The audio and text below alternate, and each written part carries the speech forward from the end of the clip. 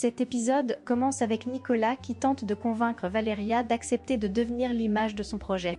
Pendant ce temps, Garcia, qui observe par la fenêtre, se demande ce que fait Nicolas. Nicolas insiste auprès de Valeria en lui disant d'accepter la campagne afin d'aider sa mère. Il ajoute que c'est un travail comme tous les autres. Mais Valeria, encore préoccupée par ses problèmes juridiques, répond qu'elle n'est pas en mesure de réfléchir pour l'instant. Nicolas l'assure que tout va s'arranger.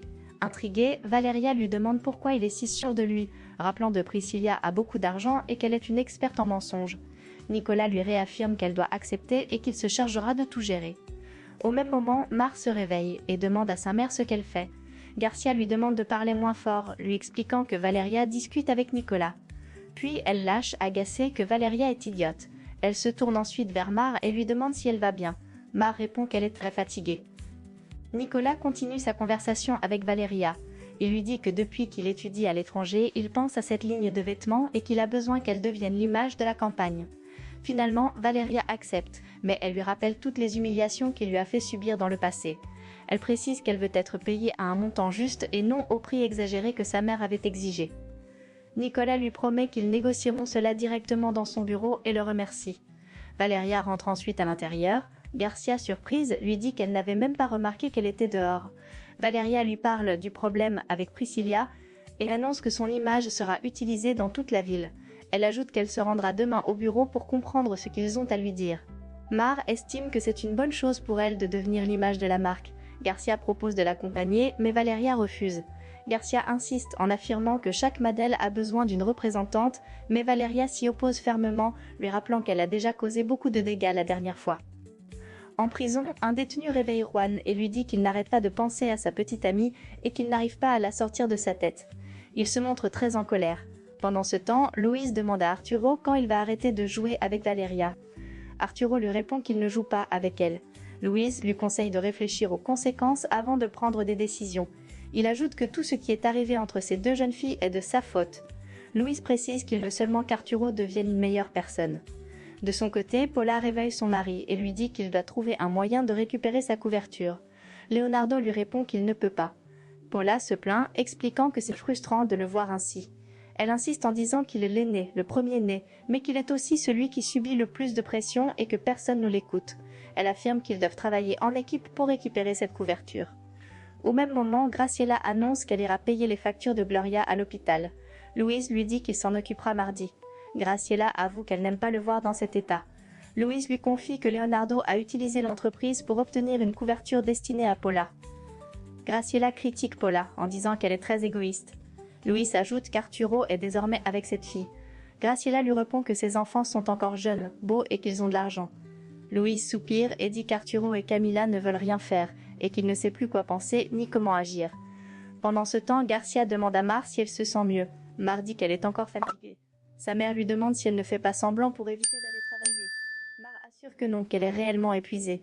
Garcia lui répond qu'elle comprend et lui dit de l'appeler si jamais son état s'aggravait. Valeria arrive et Garcia lui redemande si elle est bien sûre de ne pas vouloir qu'elle l'accompagne. Valeria confirme son refus. Elle demande à Mar si elle va rester seule à la maison. Mar répond que oui, qu'elle préfère rester seule plutôt que de supporter l'ambiance tendue de cette maison pleine de problèmes. Valeria dit qu'elle part rejoindre Nicolas et conseille à Mar de l'appeler si elle a besoin de quelque chose. De l'autre côté, Luis discute avec Paula. Il lui dit qu'il veut lui parler, mais Paula avoue qu'elle est inquiète pour Leonardo et revient encore sur la question de la couverture. Luis lui reproche de manipuler Leonardo comme elle le fait. Paula tente de le raisonner, mais Luis la coupe et affirme qu'elle n'a pas à lui apprendre comment traiter ses enfants.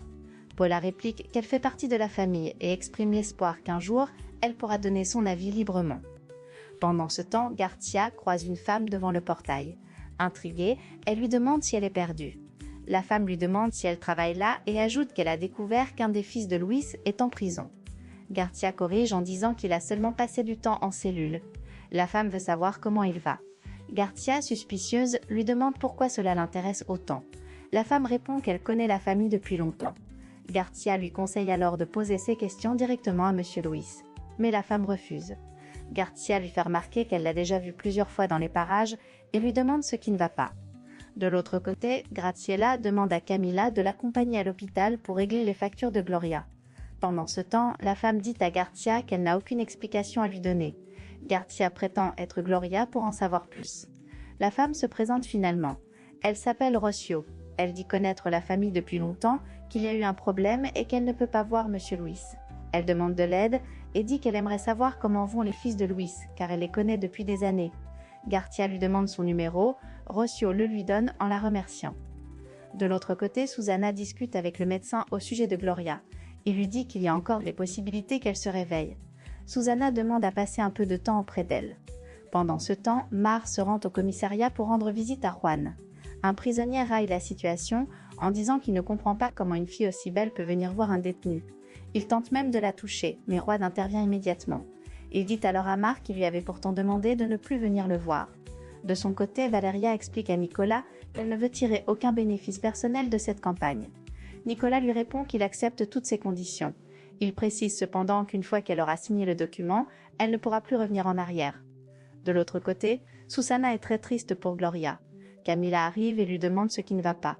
Susana lui parle de Gloria en disant qu'elle lui manque beaucoup. Elle n'arrête pas de pleurer. Camila insiste pour savoir ce qui se passe.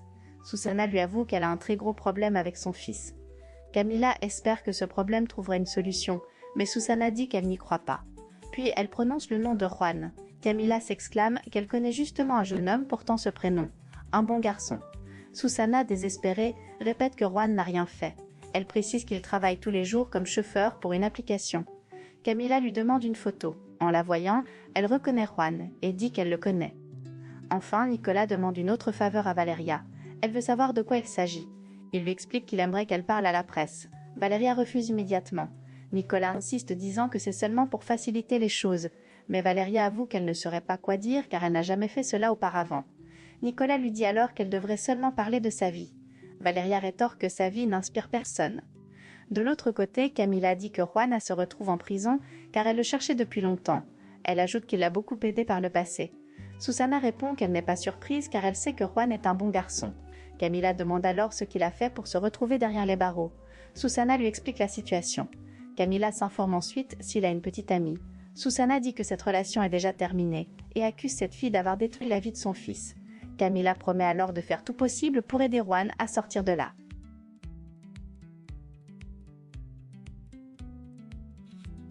Pendant ce temps, Valeria refuse de parler à la presse. Nicolas insiste en lui disant qu'elle pourrait simplement évoquer la ligne de vêtements, mais il ajoute qu'il est persuadé qu'elle est capable de faire bien plus. De son côté, Arturo discute avec son ami Sol. Il lui parle de sa famille et précise que sa mère est décédée. Sol lui demande comment va le reste de la famille. Arturo répond qu'ils vont bien. Sol lui demande ensuite son adresse, puis la conversation se tourne vers l'entreprise. Arturo lui confie qu'il investit tout son argent dans la campagne. De l'autre côté, Graciela raconte à Louis ce que le docteur lui a dit à propos de Gloria. Lui demande si Camila n'est pas descendue manger. Graciela répond qu'elle est restée à l'hôpital auprès de la mère d'un ami qui traverse de graves problèmes. Louis avoue qu'il aimerait la voir reprendre ses études et travailler. Graciela lui explique que la mort de sa mère l'a profondément affectée. Louis reconnaît qu'ils étaient heureux dans le passé, mais que la disparition de Cecilia a tout bouleversé. Il remercie Graciela d'être à ses côtés. À ce moment, Garcia arrive et propose de servir du thé. De l'autre côté, Arturo annonce à Nicolas qu'il a trouvé un investisseur pour leur projet. Nicolas, enthousiaste, ajoute qu'il a lui aussi une bonne nouvelle. Valeria a déjà signé. Arturo, surpris, lui demande comment il a réussi à la convaincre. Nicolas explique qu'il a simplement discuté calmement avec elle. Pendant ce temps, Valeria trouve Mar en pleurs et lui demande pourquoi elle pleure. Mar raconte ce qu'il s'est passé au commissariat. Valeria lui demande pourquoi elle n'a rien dit et pourquoi elle y est allée. Mar répond que Juan lui manquait trop. Valeria lui dit qu'elle est désolée. De son côté, Arturo interroge encore Nicolas pour savoir comment il a fait accepter Valeria. Nicolas répond qu'il a plus de charme que lui, puis il précise qu'il a compris que Valeria est une femme différente de ce qu'il pensait. Arturo souligne que ni la mère de Valeria ni Louis n'ont réussi à la convaincre. Il dit qu'il est heureux de voir Nicolas changer d'avis sur elle. Nicolas reconnaît qu'il l'avait jugée trop vite et conclut qu'il est temps de réparer son erreur. Dans la maison de Louis, Garcia cherche quelque chose. Paula entre et lui demande ce qu'elle fait là. Garcia répond qu'elle est en train de nettoyer. De l'autre côté, Susana remercie Camila d'avoir donné de l'argent pour engager un avocat. Elle ajoute que tout ce qui arrive à Juan est la conséquence de son attachement à une mauvaise fille. Camila dit qu'elle connaît bien ce genre de femme. Susana accuse ensuite Garcia, affirmant que tout est arrivé à cause d'elle. Camila lui demande alors si c'est elle qui a remplacé Gloria. Puis elle veut savoir quelle fille était la petite amie de Juan. Susana lui répond que c'était Mar.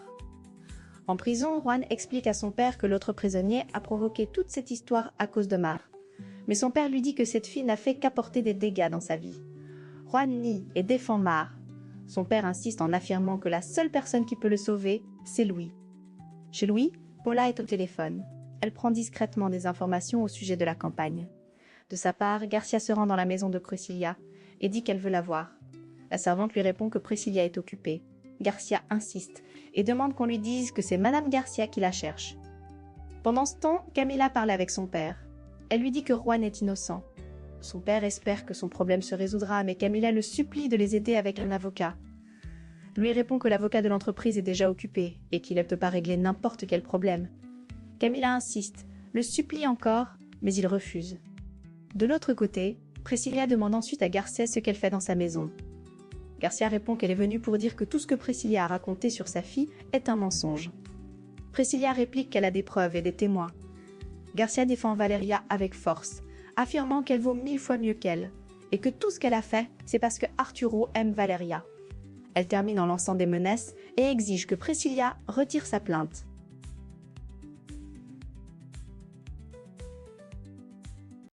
Merci d'avoir regardé cette vidéo, c'était Stéphité pour vous servir. N'oubliez pas de vous abonner à la chaîne, de partager et d'aimer la vidéo, à la prochaine pour une autre épisode.